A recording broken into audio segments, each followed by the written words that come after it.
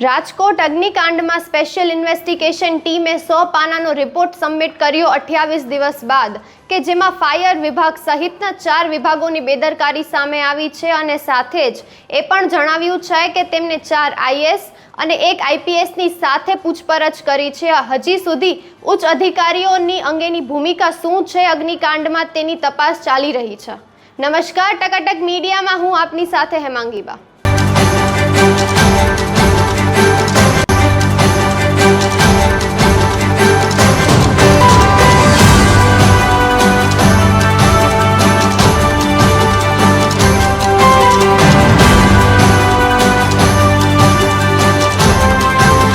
રાજકોટ અગ્નિકાંડમાં 27 લોકોની મૃત્યુ થઈ હતી। ત્યારબાદ રાજ્ય ગૃહ વિભાગે એસઆઈટીની રચના કરી કે જે છેલ્લા 28 દિવસથી તપાસ કરી રહી હતી અને હવે 100 પાનાનું રિપોર્ટ સબમિટ કરવામાં આવ્યું છે કે જેમાં કહેવામાં આવ્યું છે કે ફાયર વિભાગ, પ્લાનિંગ વિભાગ, લાયસન્સ બ્રાન્ચનો વિભાગ અને પોલીસ વિભાગની પૂરેપૂરી બેદરકારી દેખાઈ રહી છે અને સાથે જ એ પણ કહેવામાં આવ્યું છે કે તેમને 4 આઈએએસ અને 1 આઈપીએસની સાથે બેસી અને પૂછપરછ કરી છે કે જેના ફોટા માર્ચમાં બર્થડે સેલિબ્રેશનના હતા અને સાથે જ એ અંગે પણ પૂછતાછ કરવામાં આવી છે કે તે ઓપનિંગમાં શું કામ ન ગયા હતા અને સાથે જ એ પણ કહ્યું છે કે પ્લાનિંગ વિભાગ અને ફાયર વિભાગે છેલ્લા 3 વર્ષથી ગેરકાયદેસર ચાલેલા ગેમ ઝોનની શું કામે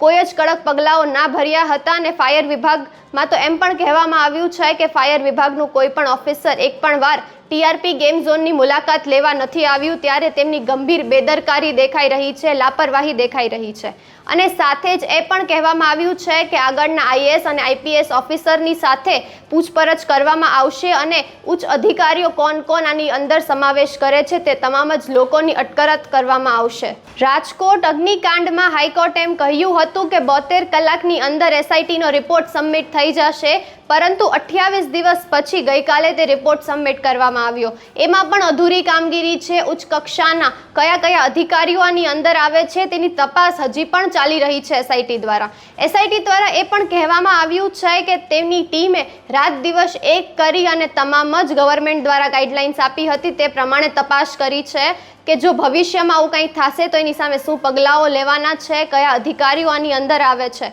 કયા ઓફિસરો છેલ્લા 3 વર્ષની અંદર આ તમામ જ વસ્તુઓમાં ભેગા હતા, તમામ જ વસ્તુઓની તપાસ અમે ગાઈડલાઇન્સના પ્રમાણે કરી છે અને સાથે જ એ પણ કહેવામાં આવ્યું છે કે અત્યાર સુધી પોલીસ વિભાગના કેટલા અધિકારીઓ અને ઓફિસર્સની સાથે અમે પૂછતાછ કરી છે અને આગળ પણ અમે પૂછતાછ કરવાના છીએ આઈએએસ અને આઈપીએસની સાથે। અને સાથે જ એ પણ પ્રશ્ન ઊભો થાય છે કે જે 27 લોકોએ પોતાના જીવ ગુમાવ્યા છે તે લોકોને કેટલો સમય હજી પણ રાહ જોવી પડશે પોતાના ઇન્સાફ માટે, પરિવારો હજી કેટલો સમય રાહ જોશે ઇન્સાફ માટે અને આગળ જે 4 વિભાગોની કમ્પ્લીટ બેદરકારી દેખાઈ રહી છે, પૂરેપૂરી લાપરવાહી દેખાઈ રહી છે, એની સામે હાઈકોર્ટ શું નિર્ણય લેશે।